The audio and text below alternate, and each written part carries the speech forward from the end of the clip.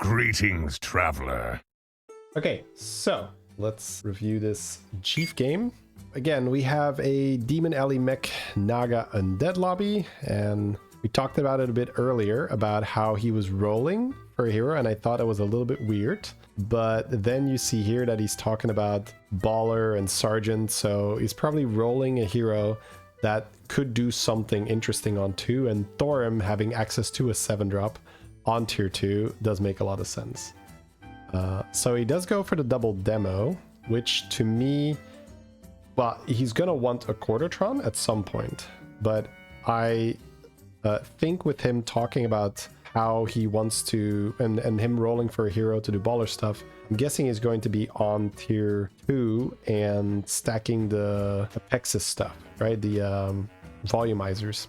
Because if you have double demo, the magnetics keep doubling, essentially, so you get a lot of stats that way. We also saw this turn where I would have grabbed the demon and one baller, but Jeef does not seem to value the extra coin if he rolls it over a 3-4 body and an extra buff on the baller. Rolling the golden snowballer here is super awkward. So we see that Jeef's solution to this is just selling one of the snowballers and floating a gold instead of tripling it, right? Because if you triple it, you lose a lot of value, and then he freezes another baller. So the upside is that he's getting quite strong quite early here, which is actually really nice. All right, and he actually has a gold to roll here, so that's great. Unfortunately, we don't really hit a great minion to end on. But I think we've caught up now, right? This is before I had to take a break. This is where we were at. Yeah. Oh man. Whack toggle dealing 10 here kind of sucks. That's just bad RNG. Yeah, Sylvanas. Oh, Sylvanas is so dirty. Sylvanas is so dirty. He can fish for golden demo with that. Dude, there's actually so many cool, fun things you can do with Time Warp. Yeah, and then of course farm more baller if he keeps that on the board. I guess you do want to oil already. I think he just sells a snowballer. Oh, he's actually going to keep the baller on the board. Oh, he doesn't want the oil. Oh, he doesn't want... Okay. Never mind.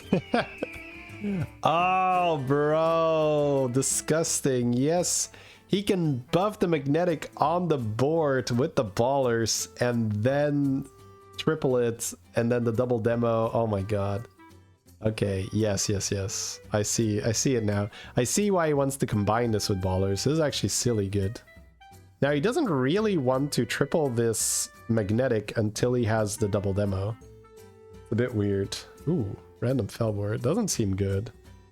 I know you're trying to have a mech, seems fine. It's not like you're going to it's not like you're gonna magnetize on top of the Annoyo either, but it's a shield. Holy bro, that's early. He's going Crabmobile.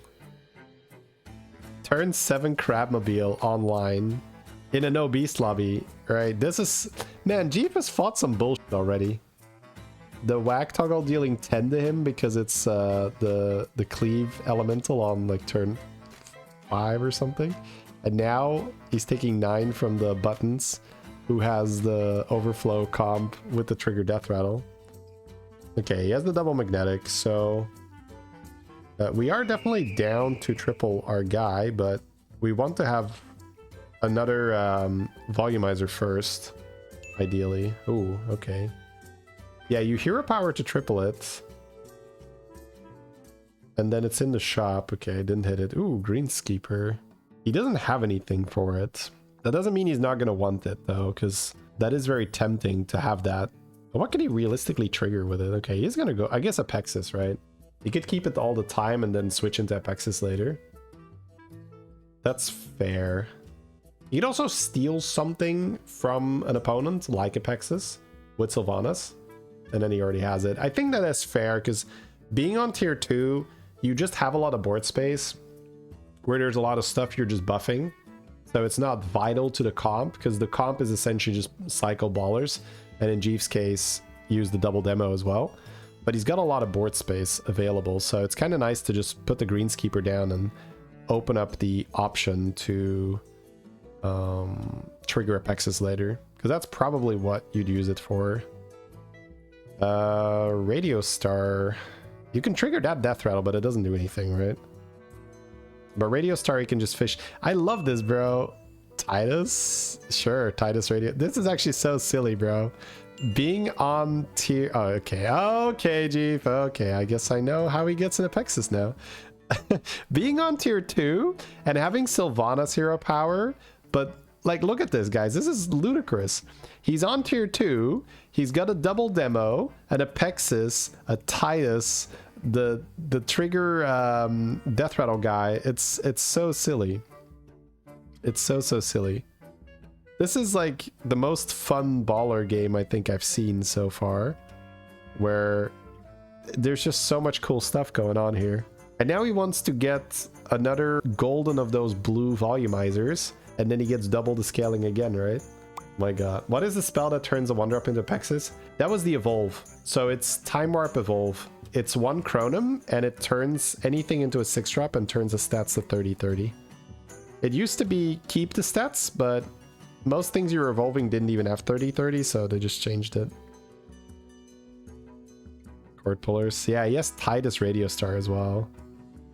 Silly, man. This is so silly. I love this. Okay, Titus lives. That's so good. Dude, we're just gonna go again, right? With Apexis. Now, our double demo died though, so it's not quite as good, but hey, it's extra scaling, we'll take it. Yeah, I'm actually very happy that I'm reviewing this game, because this is so crazy already. Some wild stuff Jeef's doing here. It's like a full endgame composition, but he's on tier 2. I'm actually going to really look forward to trying some Sylvanas hero power on tier 2 myself, because that seems so crazy that you can have the benefit of being on tier 2, meaning that you can cycle the ballers, and you can also just have all the cool endgame stuff. Yeah, he wants the blue volumizer to triple that. No more Radio Star. Okay, fair. Yeah, you can't put the dragon triggers the far right death rattle, so you can't have the Apexis being next to it. You have to put the other death rattle first. Oh, that's such a good hit for us. Wow. Imagine if Poet was in. He doesn't really need Poet, to be honest. The double demo is big enough on its own. Now we have a golden Titus. Alright. A Cordatron, that's silly. Yeah, honestly, that's why he tripled into a 4, right? Because he wants a Cordatron. Because you want the Cordatron to get double the money, and then if he triples this blue guy, he'll just get more and more and more and more Cordatrons, so it's like old Beatboxer, but way better. He's just gonna get infinite money. So turn 11, he decides to leave the comfort of tier 2, where the stats he's gained from the baller are probably like fine. It got the ball rolling. Yeah, pun sort of intended. And then now he's now he's looking to get infinite cash from the Cordatron spam, I'm guessing. That's... oh my god. Yeah, I think the Sylvanas hero powers would really just blew this game wide open. Yeah, I think he's just buying the blue one. Buy a Cordatron and buy blue, the blue guy. Reborn Apexis, sure. Yeah, that could be the blue guy. Oh. Are we selling that Death Rattle mech and keeping the Flecto? Yeah, we are. Cycle the Taunt here, makes sense. Taunt Apexis. Got the blue one, nice. All right, it's a battle cry. You can keep that on the board and trigger it. Yeah, so even though that dragon did nothing for his board on the turn where he fished for it with the Sylvanas hero power, holy, this guy's big. That ended up being a really good decision, right? It did open up a lot of stuff. Oh, that's the golden blue one. Okay. Now he's chilling. Yeah, the opponent is not triggering the sergeant yet. So the opponent's actually not as strong as he could be. He's just milking the sergeant value here. But obviously still, like, really, really strong. It's just that we have our mechs, so it's kind of nice to not take damage here. Because this guy is quite strong. Alright, so now we want another volumizer. I think we'll probably take that one. Another greenskeeper. Oh. Module's great because you can now taunt the Apexis. I'm guessing it's just gonna run double greenskeeper instead of Deflecto. Yeah, magnetize there, get double the value, all the money. Module the Apexis, sell the Deflecto, buy the pair. And then I think end on greenskeeper and fish for the triple. Yeah, I like that. I like that a lot. This is super, super fun, because then next turn, our hero power could also triple the greenskeeper, or it could triple the volumizer if it gets Leroyed, or it could even triple the auto accelerator. Because then if you have a golden auto accelerator with the greenskeeper, that is your way to triple even faster. And the faster he triples, the faster he's going to have infinite money, because all these Accordotrons are just going to keep stacking and stacking and stacking. Oh, that triggered Death Rattle dude's probably pretty good for us too, right? Sergeant buffs? No, he's not buffing Sergeant. It's, I wonder if he just mispositioned where he didn't realize he wasn't triggering Sergeant, or whether he thought he could get away with not triggering Sergeant. Because you kind of need to trigger Sergeant when the damage cap is off, right? It's top 4. You don't want to be milking the Sergeant buffs when damage cap is off. You want to go all in. Oh, Zoinyu. Okay, yeah, this is a high level player too. Golden greens. Ooh, hoo, hoo. Dude, we are so big. For Kari, doesn't matter. Yeah, time to buy volumizers, I guess. He's considering whether a Accordotron makes sense, but he's on 26, so I guess it does make sense. Okay, magnetizing to double Cordo, yeah. So on 26, he's very unlikely to get one shot with this big of a board. So by adding the Accordotrons now, he's essentially making it very likely that he's gonna have so much money next turn that he can come back, even if he loses. I mean, he could end on Joust, but like he could also opt to play Leroy. I don't know if it matters. Yeah. Gotta put the Leroy second though, it's weird. Okay, he's just gonna jam another Apexis, that's fine too. Double Thrasher. And then what did that eat? Oh, this is like a Giga scam. Okay, the Thrashers are not that good though, because one of them goes into Apexis. But the other one connects with a mech, yeah.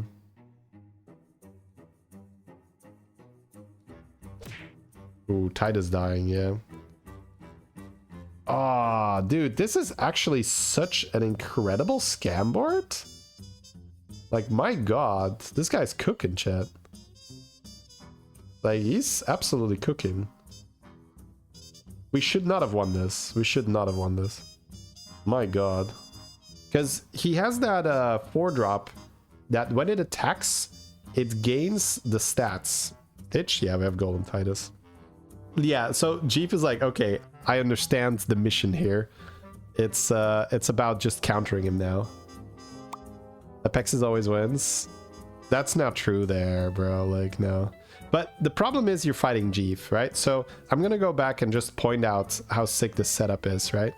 So what needed to happen here is he kind of needed to one-shot Jeef. Because you have Stitch on Underdog, right?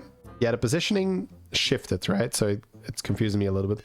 But you have Heroic Underdog and then double Thrasher. And the issue is that the Thrashers are going in here, so they're not doing much. But that underdog has Divine Shield, which means when it attacks, it's not going to die, and it's going to copy the highest stats of the minion it attacks, and Jeef has like 3 or 4 maximum huge minions. And because he has Golden Titus on the Stitch, he's supposed to get more of those, and they have Reborn too, so when they die, they come back and they attack and they mimic the stats again, which is insane, right? So it's in this position, really. He gets a little unlucky here. It hits the 6 power Apexis. And then here, Jeef wins the 25%er and snipes the Titus, which means that when this Stitch dies, it's only summoning 1 Divine Shield Reborn underdog. It's not summoning 3. So that's why I said, like, we were not supposed to win this. we got very fortunate during that combat. So, like, this was not like, oh, Apexis always wins that. The opponent was incredibly favored. But that's what I mean. The problem is now Jeef knows what you're doing, and unfortunately for the opponent, Jeef is just very good at understanding a situation and then saying, okay, what matters here? Okay, I guess I need to do this, I need to do that. So now that he has his own Stitch, he can just create one huge like reborn shield guy himself and just eat that and summon 3 of them, which is going to make the game a lot more difficult now for Zoinyu. Because there's, yeah, look, now it's just like reborn taunts, and that's just really annoying. Because your heroic underdogs are going to attack into a lot of shields and reborns. He does not need to make such a big magnetic anymore, by the way. The opponent is small, right? I wonder if is he gaining extra health? No. Oh, he is gaining some health. Okay, no, then this is still relevant. This is still relevant because the underdog only copies the damage, not the health. So if Jeef's magnetic has quite a bit more health than it has damage, which I think it has with some snowballer stuff, it's pretty good because it means that the underdog is not going to one-shot the magnetic. Yeah, I think it has slightly more health than it has damage, right, chat? Or am I wrong? I guess we'll find out. Yeah. Oh, no, it doesn't. Okay, never mind. Never mind. Oh my god, it's so strong! It's so strong. Look at how good this is! Holy scam, bro. Imagine if Jeef had lost the last round, he'd be dead here, like 100%. Yeah, so Jeef needs to probably stop making his magnetic bigger, because it doesn't seem to have an impact here. At least from what I can immediately tell, right? Seeing as the opponent is just matching his stats. Because it is matching his stats, yeah, I like that. We're stopping the stack here. Because the opponent is matching the stacks, it doesn't really make your make your stats too relevant. It's all about just avoiding the heroic underdog connecting with what matters. Divine Shield Spore, yeah. He's just gonna have to use his the Stitch and the Titus, so you could trigger the Stitch with the yeah, I actually really like that. Okay, Deflecto on the back, Blaster there, sure.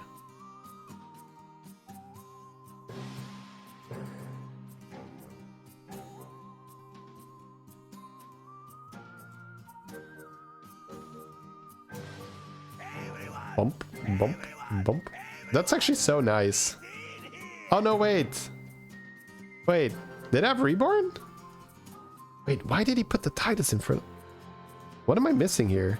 Sorry, I'm just like quite selfishly looking at this myself now.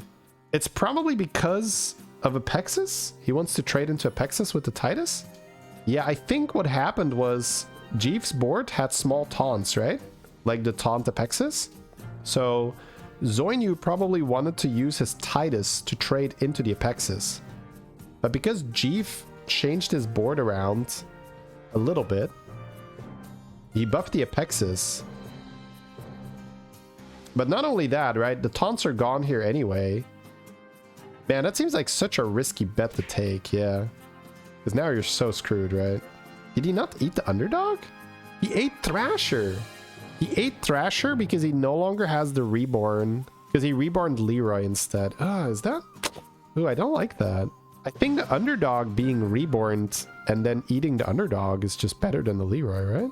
Maybe he's just afraid of the shields. It's fair. I don't know. He had such a crazy strong setup with the reborn underdog being eaten by the Stitch. And then like we stopped doing that because we reborn Leroy now. Now, I mean, it's hard, man. Like trying to beat Jeef is just such an annoying thing. It's like, good luck trying to beat Jeef, right? Underdog lost shield. Yeah. Probably had glow scale the last 2 fights.